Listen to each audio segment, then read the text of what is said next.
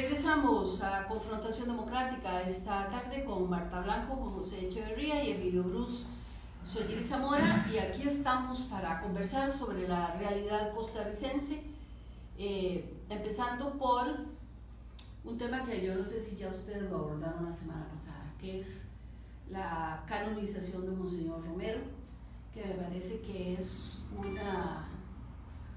uno de los actos de más justicia, porque ya en el 16 la Iglesia lo había declarado mártir, pero realmente también la misma Iglesia, hay que decirlo, Juan Pablo II, ni siquiera lo quiso recibir, porque alrededor de él se creó toda una manera, igual que hacíamos aquí en Costa Rica en el pasado, descalificar a la gente diciéndole que es comunista. Entonces era descalificarlo diciendo que era uno de los obispos o sacerdotes que promovían la teología de la liberación, y él siempre lo negó. Un hombre que no le tenía miedo al ejército salvadoreño, a ese ejército criminal, no tenía por qué negar que si era de ese movimiento de la Iglesia Católica. Pero lo cierto es que me parece que hubo un acto de justicia y un reconocimiento a un hombre extraordinario, aparte de sacerdote, don Emilio. Usted sabe, doña Iris, en la época en que el señor obispo vivía y impartía la Eucaristía en su catedral, yo viajaba mucho a El Salvador por razones de trabajo, y mis amigos en El Salvador, ejecutivos y altos funcionarios de las empresas con las que yo me veía en contacto por razones de trabajo, tenían esa impresión que ustedes señalan, que él era un extremista de izquierdas y que sus denuncias desde el púlpito empeoraban la situación salvadoreña en lugar de mejorarla. Y entonces me di a la tarea en aquel momento de oír un poco lo que era su mensaje. Y claro, fuera del contexto salvadoreño, con la perspectiva costarricense, me pareció que lo que él decía y lo que él estaba haciendo me parecía incluso positivo. Un buen día lo acabaron a tiros. Celebrando. Sí, celebrando. Todo lo cual lo hace todavía más dramático. Cuando lo declararon mártir, me pareció a mí que no era suficiente, pero forma parte del debido proceso que la Iglesia debe seguir para poder elevarlo a la santidad. Y es que una persona que sabía que lo iban a matar, una persona que sabía que estaba en un peligro y un riesgo enorme por el clima de represión que había en el país suyo, o en el país en el que estaba, no cejó nunca de defender, como señalábamos hace un rato, la verdad a los que menos tenían, a los perseguidos, a los oprimidos, a los que estaban sufriendo las consecuencias de un sistema muy represivo, violento y, diría yo, explotador. Así que para mí no es más que plácemes y alegría que Monseñor Romero haya sido declarado santo y sea un ejemplo para los católicos del presente y del porvenir, como lo ha sido aún antes de ser declarado santo. Juan José, el tema también pasa porque es un ejemplo para la misma Iglesia Católica, porque la Iglesia Católica latinoamericana ha andado en esas dos aguas, o están muy cercanos a los movimientos revolucionarios en algún momento, o están absolutamente alejados de los más pobres. Y me parece que la misma Costa Rica es una iglesia que ha estado bastante cercana al poder político y al poder económico, incluso participando en actividades empresariales, que no es lo que pasa, quizá porque nuestra realidad es otra, que no es lo que pasó en El Salvador o lo que está pasando ahora en Nicaragua. Sí, es que bueno, no podemos dejar de lado que la iglesia también es una institución política, ¿verdad? Y que San Juan Pablo II fue un papa muy político, probablemente de los más políticos que uno recuerde, fue beligerante. Vamos a ver, tuvo un papado muy largo, el papa fue elegido como tal en octubre de 1978 y falleció en abril del 2005. Cuando falleció ya era un viejito, que generaba ternura, generaba un sentimiento de mucha... hasta compasión. Por la forma en que... Yo quiero decirle que yo tuve la enorme oportunidad, y le agradezco mucho a Dios de eso, de que en marzo de 1983 lo saludé. Cuando él vino a Costa Rica lo saludé. Yo era un muchacho de 20 años en ese momento. Y yo, cuando saludé a Juan Pablo II, yo me emocioné, o sea, lloré como un niño. Y eso que todavía era un papa joven, fuerte, beligerante, político, con el cual incluso uno podía tener ciertas dudas. Monseñor Romero fue asesinado en el 80. Probablemente en menos de 2 años tenía Juan Pablo de ser el obispo de Roma. Y en esa época él estaba todavía muy, muy marcado hacia la influencia política. Recordemos que él era de origen polaco, venía... Pero algún día haremos un programa para desmitificar también a San Juan Pablo II, a quien yo también, siendo muy joven, lo respeté mucho. Conforme pasan los años uno empieza a hurgar más, pero también se peleó con la Madre Teresa. O sea, la Madre Teresa tuvo que, ni siquiera le quiso reconocer su... Ya después con el tiempo también se reconcilió con la Madre Teresa. Por eso te digo, es que en un papado de 27 años, imagínense ustedes, si un presidente con 4 años tiene de todo, imagínense 27 bueno, años. Uno con 6 meses tiene de todo. Pero sí, lo importante es que sí es justo lo que la Iglesia Católica acaba de hacer al elevar a los altares a San Romero de América, me parece que es como le están reconociendo. Monseñor Romero fue una persona muy, muy sensible a la problemática social en El Salvador en una época conflictiva. Es que la Centroamérica de finales de los 70s y de principios de los 80s era una Centroamérica muy distinta de la que se está viviendo ahora, aunque vuelven a haber algunos problemas, ¿verdad? Por ejemplo, en Nicaragua. Y vea cómo está el Monseñor Silvio Báez, ¿verdad? Levantando una bandera extraordinaria de dignificar al pueblo nicaragüense, cosa que me parece sobremanera importante. Y también ya está denunciando Monseñor Báez casualmente amenazas y persecución y lo que él mismo ha dicho que es un peligro de su propia seguridad. Pero bueno, lo cierto es que es muy justo lo que se hizo con Monseñor Romero y me alegra además que haya sido con el Papa Francisco, a quien yo, digamos, sí le veo muchísima simpatía en muchas de sus propuestas. Lo siento un hombre consistente y coherente. No podría haber dicho lo mismo de Ratzinger, ¿verdad? De Benedicto, aunque también era más me gustado, aunque también hay que decir que era congruente y consistente con su forma de un intelectual muy brillante, un teólogo fuera de serie, pero el modo, al final de cuentas, alemán. Y eso que dirigió la congregación de la doctrina de la fe, que es la antigua Santa Inquisición. Doña Marta, ¿qué tal? ¿Cómo le va? ¿Qué tal? ¿Cómo le va? ¿Y cómo van los Sweet Pea? Los Sweet, llevando palo, igual que todos los comerciantes en este país. No están muy dulces. Sí, la situación del país no es nada dulce, lamentablemente. Y nada mejor que los empresarios para decirlo. Totalmente. Sí, yo hace unos meses, cuando empecé a venir acá, invitada cordialmente por usted a este programa, comenté que yo con muchísimo gusto hablaba de política, pero que no me iba a meter ni en religión ni en fútbol.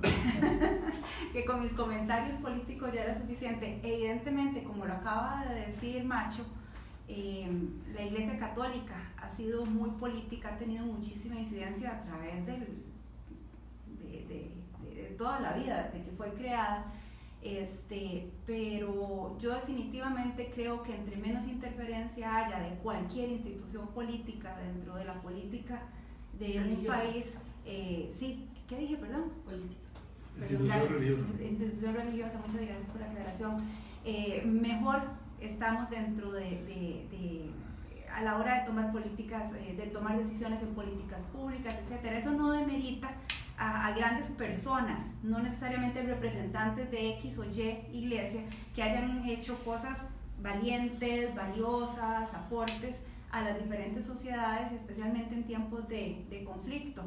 Pero creo que seguir dependiendo o confiando en que las instituciones religiosas se metan dentro de la política, lo que hace es perpetuar muchísimos problemas dentro de la sociedad. Yo soy fiel creyente de que cada quien en su ámbito privado debe tener su espiritualidad y el derecho a elegir la religión que quiera, pero fuera del contexto político completamente. Sí, y es que la Iglesia Católica ha tenido ya más de 100 el resto de años la teoría o la teología en favor de los pobres, cuando la Iglesia Católica crió incluso no solo cartas pastorales como la de 1903 de Monseñor Til, que hablaba sobre el justo salario, ¿verdad?, sino también esa opción preferencial por los pobres que ha hablado la Iglesia.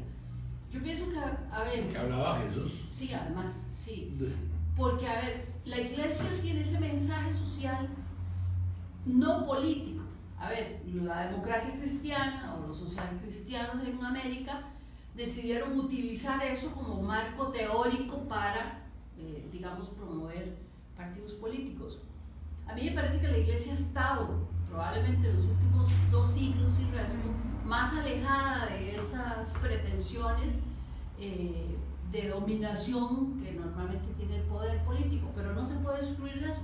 Uno puede decir, bueno, son hombres y mujeres, bueno, las mujeres en la Iglesia Católica son 0, pero son más hombres, y uno puede decir, bueno, los hombres tendemos los seres humanos a equivocarnos, pero ciertamente yo también coincido en que entre más alejada está la Iglesia de los asuntos político-electorales, más puede asumir ese rol que se le ha asignado como madre y maestra. Cuando más se compromete con algún sector, más se aleja de esa verdad de la que proclamaba Jesús. Veo a don Emilio como con ganas de... Si les contara lo que le está proponiendo aquí a doña Sonia que haga con mi salud, ustedes no lo No es muy creerían. piadoso lo que dijo don Emilio. Sí. Yo Pero siempre tendríamos que decir eso. Siempre he creído que para las dolencias de doña Iris, una cucharada de racumín en la mañana y otra en la noche alivian rápidamente la dolencia. Pues ya lo hizo hasta público. Eso es bullying. Sí, pero en grado superlativo. Digital. Sí, no, ya el mundo se acaba de enterar. Dios mío, qué horror.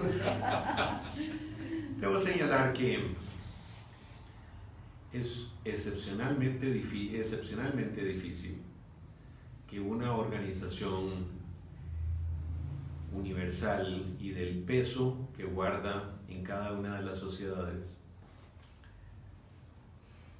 carezca de peso político en cada una de las sociedades. Ahora, sí creo que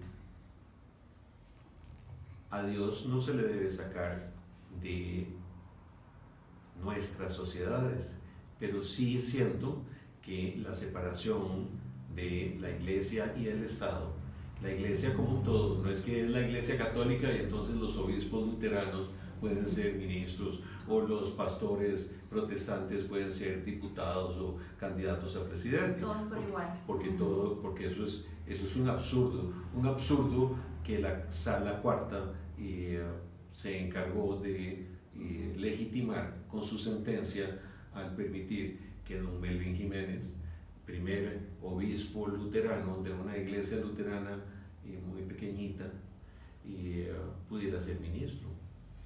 A mí me parece que debe haber una separación entre lo que es el dogma y la fe y la acción política. Y no lo digo yo, lo dice el mismo Mesías cuando señaló, viendo el retrato del César en la moneda que le presentaban: dejen al César lo que es del César y denle a Dios lo que es de Dios. Y yo creo que en la medida en que guardemos mejor el foco hacia los asuntos de carácter político en las instituciones políticas y el dogma en las organizaciones de carácter religioso, vamos a salir todos gananciosos. El caso de Monseñor Romero es un poco diferente, porque él se puso de pie en defensa de los agredidos, de los que estaban matando, de los que estaban desapareciendo, de los que estaban torturando, de los que, a decir, basta ya.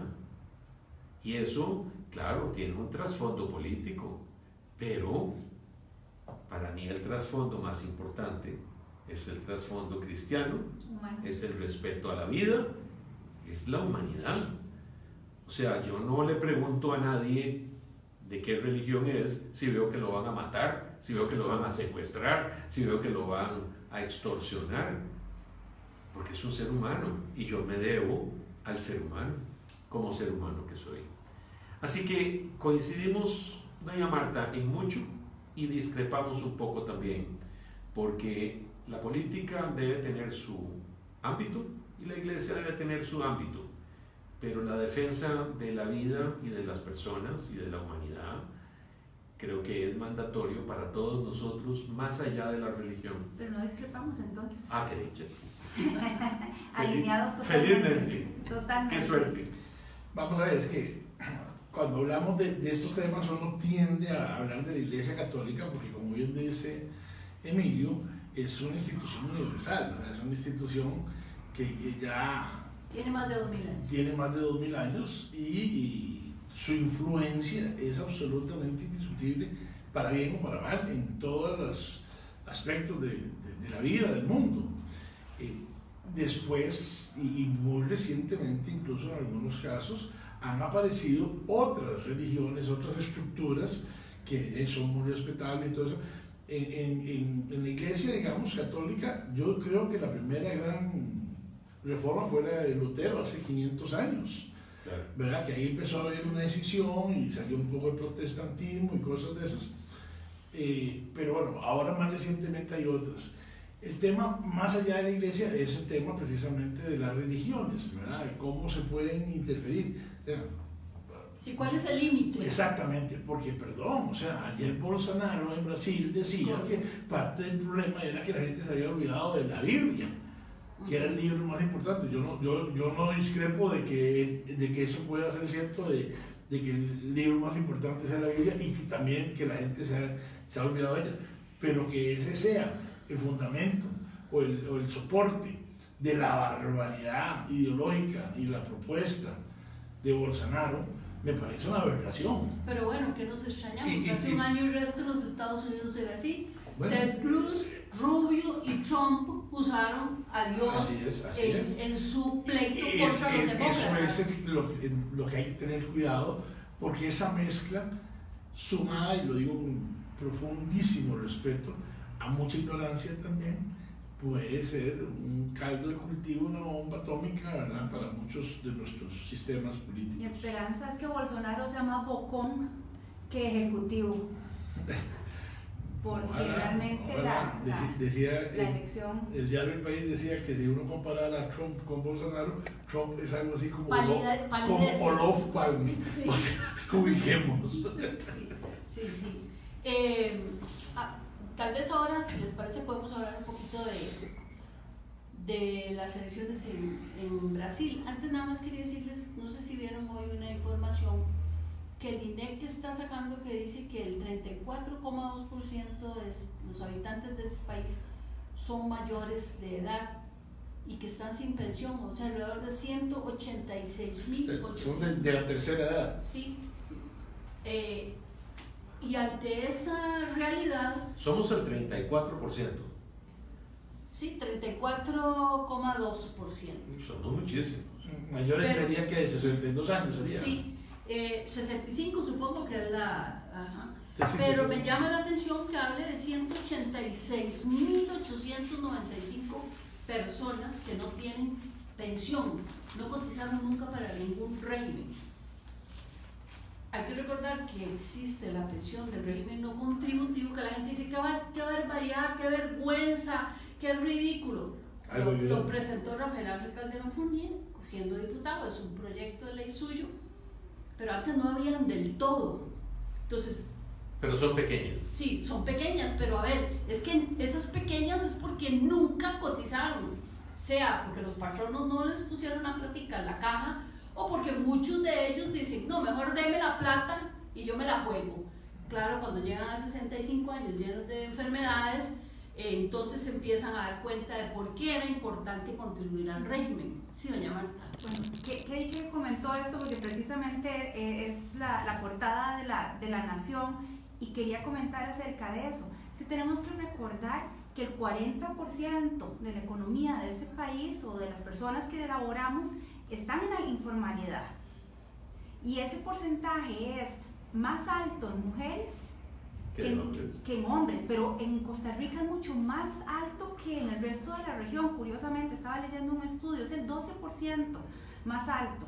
Siempre el Estado de la Nación, a mí nunca se me olvida una descripción que hizo de que la pobreza tiene cara de mujer en este país. Si a eso le sumamos ese 12% adicional de mujeres que nunca han cotizado y que llegan a adultos mayores sin tener nada que los respalde, la situación se vuelve más complicada.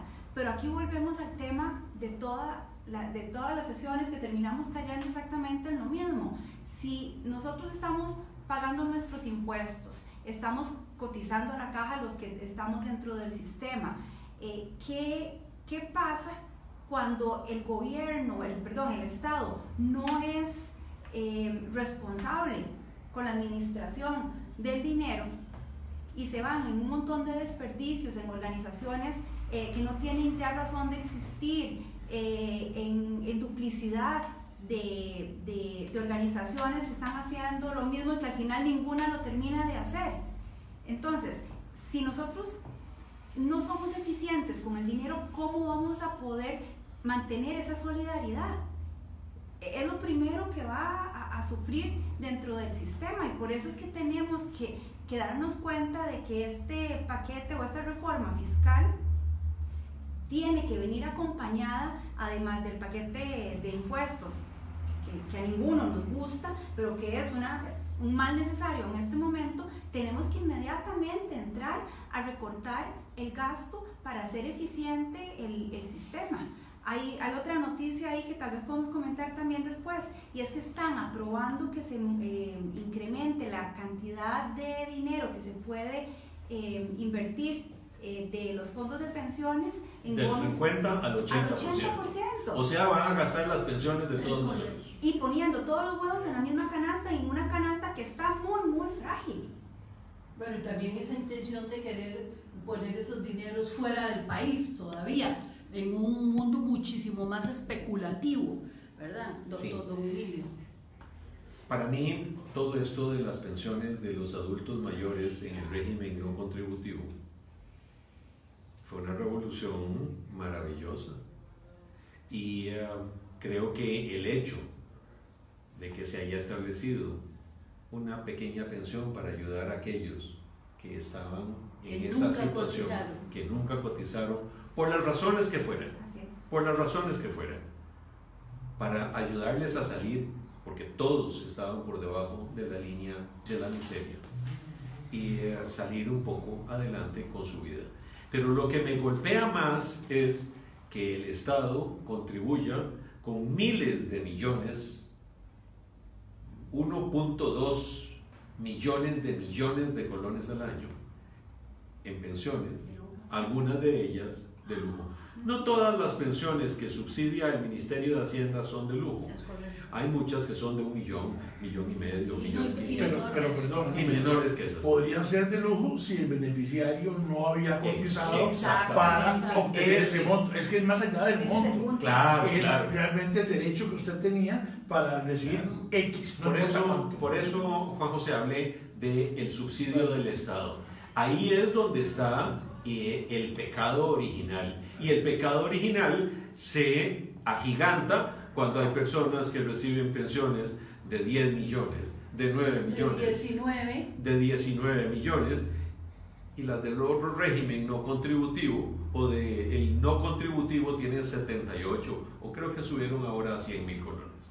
No creo. No. Anda como por 80. 80. Como por 80. Bueno, Sí, ya es no nada. quedémonos en 80 o en 78. Y es mucho para quien no recibe nada. Claro. Lo importante es que lo que deberíamos hacer es de alguna manera es un trasvase de lo que estamos dando a una clase opulenta para tratar de ayudar más a personas que en la tercera edad son el 34% de la población y tienen pensiones del régimen contributivo de 80,000 pesos al mes. Yo voy a ser perversa. Yo pienso, Emilio, que la gente tiene que acostumbrarse. Así como estamos diciendo que estos tagarotes están recibiendo pensiones para las que no cotizaron. No cotizan. Nadie cotizó para una pensión de 5 millones de pesos al mes. Nadie, de ahí para arriba es muy difícil que hayan cotizado para tener una pensión de 6, 7, 8 o 19 millones de colones. Pero esas personas de alguna manera cotizaron. Algo al sistema. cotizaron, Sí. Un profesor universitario que gana 8 millones de pesos al mes cotiza 600,000 pesos al mes Así es. a la caja. Entonces no podemos igualar a quien sí cotizó con quien no cotizó. Claro Aquí que no. el punto es decirle a los costarricenses, aún en la informalidad, conozco mucha gente que saca sus 13,000 coloncitos al mes para mantenerse en el sistema a pesar de que no están trabajando. Que aquí también hay que hacer conciencia, o sea, no podemos esperar que los diputados me sigan regalando plata aunque yo no asumí mi responsabilidad ciudadana. Yo sé que lo que estoy diciendo ni gana likes ni aplausos. No, pero tiene toda la razón. Pero yo pienso que cuando pongamos los pies en la tierra, es decir, así como le exigimos a esos de 19 millones que si no cotizaron para esa pensión no la merecen, también los que no cotizaron no tienen por qué pensar que alguien tiene que hacerse cargo de ellos cuando sean viejos. Sobre todo en esta época, porque en la época que don Rafael Ángel Calderón Fournier promovió esa propuesta de ley que yo creo que todos aplaudimos, probablemente había una mayor, digamos, no solo informalidad, sino desconocimiento, ¿verdad? Había una población con menos posibilidades de acceso a gran cantidad de información, de derechos, de conocimiento de derechos básicos que hoy sí existen. Entonces, me parece que en aquel momento era muy justificada la propuesta, pero yo coincido con Iris de que desde hace un buen tiempo existen normas y disposiciones que todos debemos respetar en cada uno de nuestros estilos y rangos y requerimientos, y que cada uno tendrá derecho a participar del queque según haya aportado en el mismo. Y lo que sí es una, así es, y lo que sí es una barbaridad es que se esté beneficiando. Miren, es que es un robo a mano armada todos los meses. Vamos a ir a un corte porque María Fernanda nos ha hecho seña de que ya estamos sobre tiempo. Hoy con el máster Emilio Brus, con el licenciado Juan José Echeverría y la ingeniera Marta Blanco, conversamos y analizamos esas informaciones que usted ve, lee o escucha todos los días.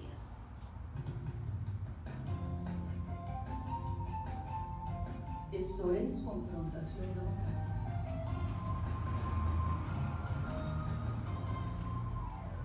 Compañía Nacional de Fuerza y Luz. Estamos ahí. A partir de la nacionalización de la energía eléctrica, se corrigió el deficiente servicio brindado por las empresas extranjeras. Para el el 2022, hoy, 50 la años población después, mayor la de los Compañía 60 Nacional de Fuerza y años Luz va a ser garantiza mayoría en el acceso a un país. servicio universal y solidario. Promovemos desarrollo, Y la sostenibilidad y pirámide, bueno, ya bienestar día a día, son energizando el menos corazón de Costa Rica. La pirámide de edades se parece a mi figura. Gorda, gorda arriba y con piernillas y birras abajo. Compañía Nacional de Fuerza y Luz. La energía nos Yo tenía conecta. aquí un par de temas más, el tema de Trump y los medios, las caravanas hacia Estados Unidos, y tenemos 3 años de no nombrar a Mike Chávez. Cuando llegué no había Ahí en la República de hoy un tema dramático y es que de 2.200 millones gracias a la electricidad que se trataron de renegociar esta semana, solo 400 se lograron renegociar. Y eso va a implicar el alza de las tasas de interés. Y eso no es por las tasas.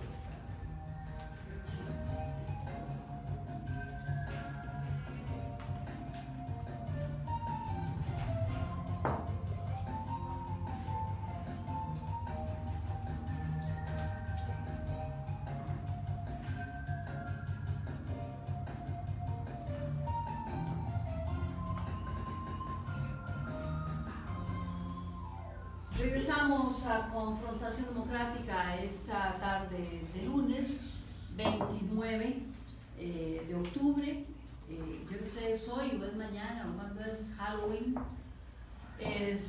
Una celebración 29. de la cultura norteamericana. 31, ¿no? O 31. 31 creo que es. Que se ha acomodado en nuestra cultura. A mí eso ni me parece ni bien ni mal, cada quien se lista como le dé la gana el día que le dé la gana. Porque aquí hay alguna gente que está diciendo que por qué no hablamos de la barbaridad, de lo satánico de esa celebración. Yo no sé si ustedes quieren hablar del tema, a mí es un tema que no me interesa. Me preocupa más ese tema que habló don Emilio ahora en el corte que viene en el periódico La República y que parece que doña Marta también la tiene un poquito preocupada. Así que si ustedes quieren hablar de Halloween, entonces hablamos, si no, ok, muy bien. Doña Marta o don Emilio, ¿con cuál arrancamos? Yo sugeriría que arrancáramos con la noticia alarmante de que el gobierno requería renegociar los plazos de vencimiento de los principales y los cupones. Cupones creo que muchos son únicos, de 2.2 millones de colones de deuda pública, y hizo una mega renegociación y pudo renegociar poquito menos de 400 millones de millones. Eso es muy preocupante porque lo que pretendían era mejorar el flujo de caja del Estado, de los poderes del Estado, y este año que viene y el año siguiente. Pareciera que no se pudo lograr. O sea, el mercado no está interesado en nosotros. No, no es eso, sí está interesado en nosotros. Lo que pasa es que existe la percepción de que para qué vamos a prolongar las cosas, porque nadie asume un riesgo cuando el deudor pareciera que no va a cumplir sus obligaciones. No es un asunto de que la tasa de interés fue muy baja o que no les ofrecieron lo suficiente, es que nadie se mete en camisa de 11 varas si percibe un riesgo por encima de la tasa de interés. Puede ser muy buena, puede ser que la extensión del plazo vaya a ayudar al Estado, pero a mí como prestamista, ¿en qué me ayuda? Y esa percepción es la que todos deberíamos ayudar de alguna manera a desvirtuar. La economía real es una economía bastante sana. Y digo bastante porque ya doña Marta Blanco hablaba hace un rato de la situación comercial en la que las ventas están muy flojas, en los restaurantes, en la industria de alimenticia, ¿En la construcción? en la construcción, en la venta de los vehículos. Las gentes están asustadas. La inversión porque inmobiliaria está caída.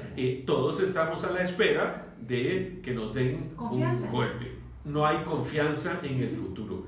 Y hace unos días escuchaba a una persona, al referirse a esto, decir que lo que ha faltado es un poco que nos digan para qué son todos estos sacrificios, si van a ser sacrificios prolongados o van a ser sacrificios para alcanzar un estado mejor de cosas. ¿Y que cuál es ese estado mejor de cosas? ¿Para cuándo podemos imaginarnos? Porque las reglas claras, la confianza establecida es trascendental para reactivar la economía, y no hay mejor ministro de Hacienda que una economía en crecimiento. Este es un síntoma, junto con el síntoma de que se llevó el lunes de hoy hace 8 días a la venta títulos de gobierno y no se vendió uno solo. que son las dos caras de la misma moneda. Son las dos caras de la misma Y moneda. ambas están impactadas precisamente por esa desconfianza, por esa incertidumbre, por esa falta de reglas claras. Yo no creo tanto de que no se haya dicho que para qué y cómo, porque me parece que tanto la señora ministra de Hacienda como el mismo propio señor presidente han insistido muchísimo de que la situación del país es muy delicada y que es absolutamente indispensable aprobar el proyecto de fortalecimiento de las finanzas públicas por el lado de los impuestos y por el lado de algunas... La recaudación. Sí, impuestos y recaudación, y por el lado de algunas modificaciones al tema de empleo público y la regla fiscal. Estamos todos claros que todavía faltarían más cosas, ¿verdad? ¿Cuál es la ilusión que perseguimos? ¿Cuál es la ilusión que va a ser el motor para todos nuestros sacrificios? En alguna medida, primero tratar de sacar a flote el barco que se está hundiendo, ¿verdad? Y después ver hacia dónde nos dirigimos.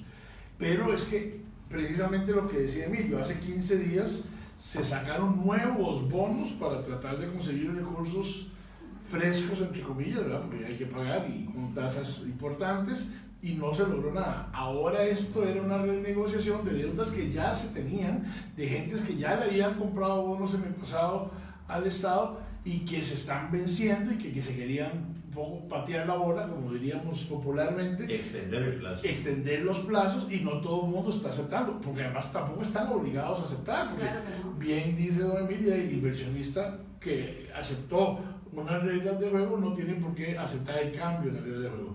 Pero todos estos son síntomas muy graves de esa situación de incertidumbre que estamos viendo y que tenemos que ver cómo hacemos como país para revertir, porque de lo contrario puede ser que luego sea muy difícil hacerlo. En un conversatorio que estuve recientemente en la Asamblea Legislativa con don Pedro Muñoz, él decía que él no quería el aumento de los impuestos, y era un conversatorio liberal y ahí estábamos totalmente alineados.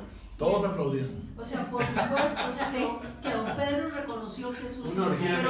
Pero él lo que decía era, lo que pasa es que tenemos que tener claridad de que lo peor que le puede pasar al país es perder precisamente la confianza, que los acreedores no quieran invertir, que no quieran extender plazos, que perdamos la confianza de cualquier inversionista, ya sea para bonos del gobierno o de alguien que quiera venir a invertir en el país, o los mismos costarricenses, empresarios que no quieran hacer más grandes sus operaciones o contratar a más personas porque no se sabe qué es lo que va a pasar. Y decía don Emilio, esto es un sacrificio ¿para qué?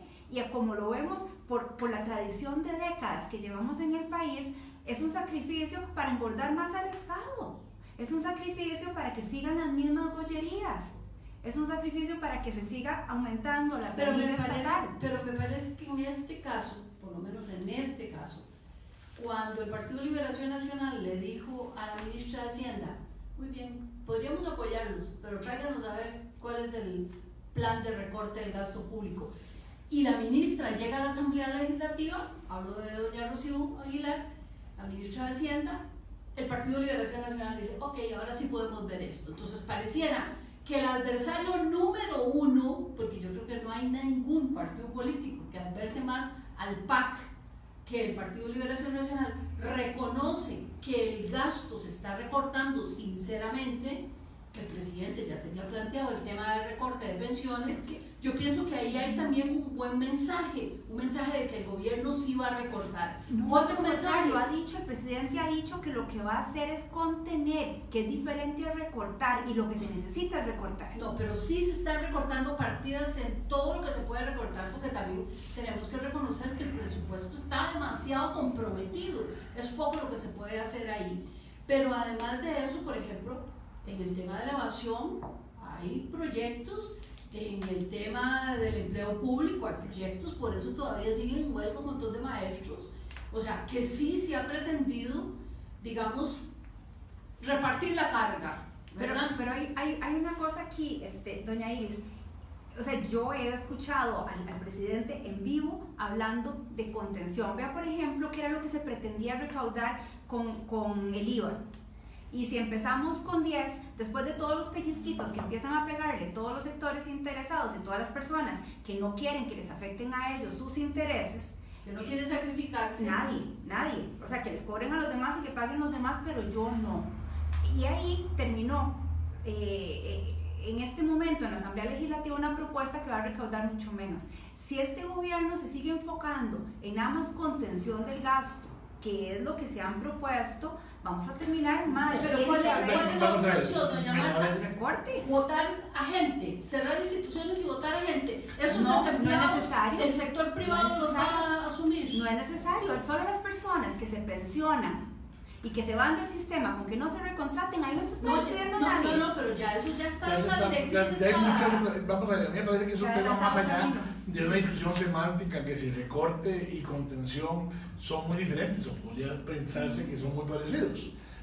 Yo siento que el presidente ha estado haciendo un esfuerzo, no es fácil, usted lo dijo muy bien, Marta, son muchas décadas en este país en que hay un desorden estructural en las finanzas del Estado, que resolverlo nos va a costar también una buena cantidad de años.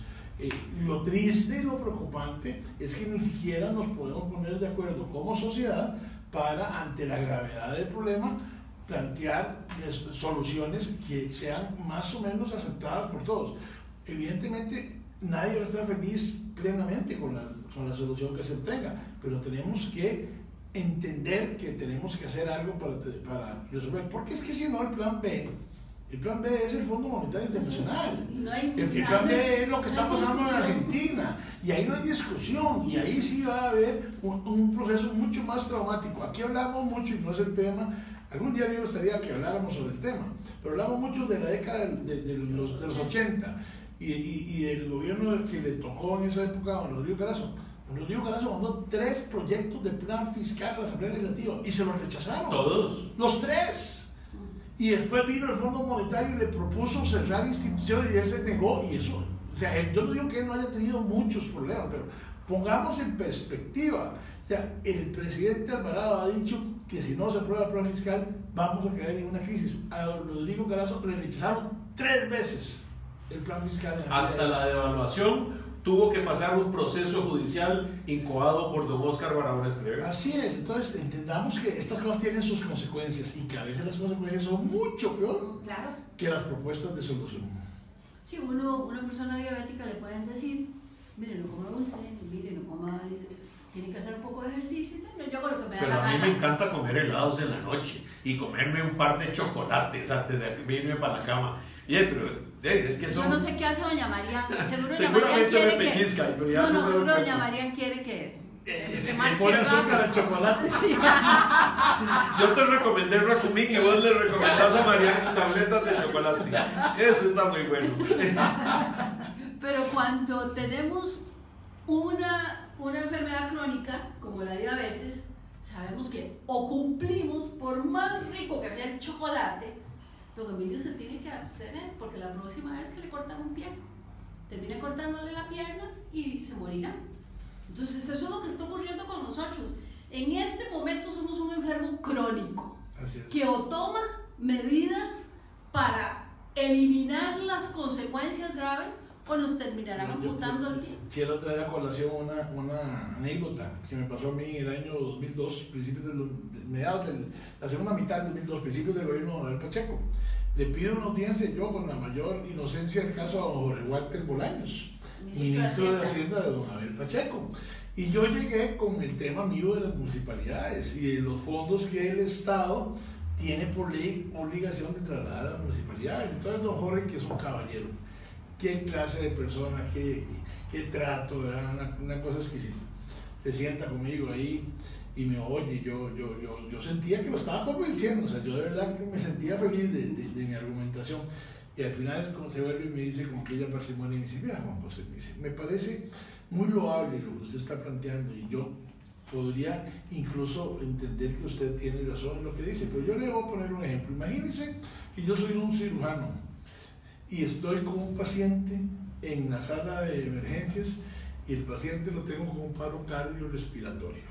Y usted viene y me pide que le arregle el uñero del dedo pulgar del pie derecho. Así estamos en este país. El Estado costarricense está en paro cardiorrespiratorio y usted quiere que yo le arregle el uñero del dedo pulgar. Y ese estado es hace 18 años el mismo estado de hoy. Que en el gobierno de Don Abel se medio resolvió la cosa con un plan de contingencia que se logró aprobar, y porque Don Abel prácticamente cerró toda la inversión, incluyendo la social, para generar algún nivel de estabilidad, y se trabajó una propuesta de reforma fiscal en la Asamblea Legislativa que llegó a ser aprobada, y la Sala Constitucional, por razones de procedimiento, la rechazó. Y podría ser rechazada por tercera vez. Bueno, lo que quiero decir es que es un tema que venimos arrastrando desde hace mucho tiempo. Dice María Fernanda que nos quedan 3 minutos. En este reloj dice que es más 1 minuto para cada uno hablar del resultado en Brasil. La próxima semana conversaremos con más profundidad. Con mucho gusto, doña Iris. Nunca he celebrado yo, aunque sea por la vía democrática, que una persona de un claro perfil fascista llegue a gobernar un país. Y me parece que el presidente de Brasil puede cambiar y puede terminar haciendo una buena administración, pero su perfil, sus declaraciones, su actitud preelectoral ha sido la de un fascismo que habría dejado a Antonio de Oliveira Salazar palidecido, o a Francisco Franco palidecido, o al almirante Horthy o a Mussolini. Entendámonos, estos bandazos de la izquierda a la derecha y después de la derecha a la izquierda, lo que van a hacer es despedazar nuestros países. Lo que necesitamos es estabilidad, centro, raciocinio y patriotismo. Macho. Y es que precisamente esos bandazos, ese péndulo, están creando también una desconfianza y un desapego de la ciudadanía a sus instituciones democráticas, y entonces se convierte en caldo de cultivo para que más bien este tipo de propuestas, ¿verdad?, mesiánicas, extremistas, vayan tomando fuerza. Ayer también en Alemania, estábamos analizando hoy en la mañana en otro programa aquí mismo en Radio Centro, el resultado de las elecciones regionales, en donde la coalición de Angela Merkel, que es centro derecha, que nadie está pensando que sea progresista, ¿verdad?, pero sí coaligada con la socialdemocracia alemana, perdieron terreno frente a los verdes y frente a la extrema derecha alemana. Y los verdes son como un proceso de evolución hacia las famosas camisas negras de Mussolini que acaba de mencionar Emilio. Entonces es un tema que en el mundo viene, digamos, creciendo con mucha preocupación. Doña Marta. Siempre que algo no sale como a nosotros nos gusta, empezamos a apuntar el dedo y a buscar culpables. He visto en las redes sociales culpando que este hombre Bolsonaro llegó al poder por culpa de la izquierda corrupta que ha estado gobernando en Brasil. Y yo digo que una persona como esta lo que es un oportunista y populista, y que si no hubiera sido por la izquierda que había habido, hubiera encontrado otros argumentos y otros discursos. Así que yo creo que este péndulo de izquierda o derecha no es culpa de nadie más que de los que se prestan para utilizar a la gente con esos discursos de extrema y de totalitarismo, que lo único que hace es consumir a nuestros pueblos, como lo decía hace unos minutos don Emilio.